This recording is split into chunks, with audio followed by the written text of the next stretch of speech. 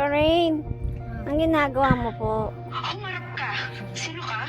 Nagme-merienda ka na? Kasi gabi ako magigising. Tapos mamayang gabi, kakain na ng kanin, hindi na ako makakapag-merienda.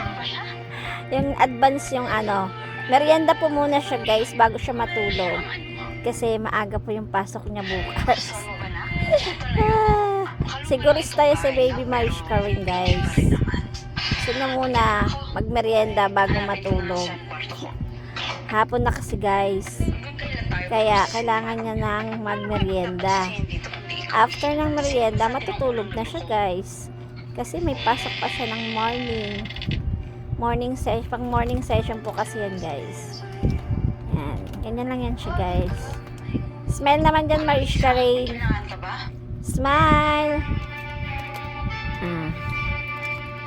Happy na siya dyan. Sinasabi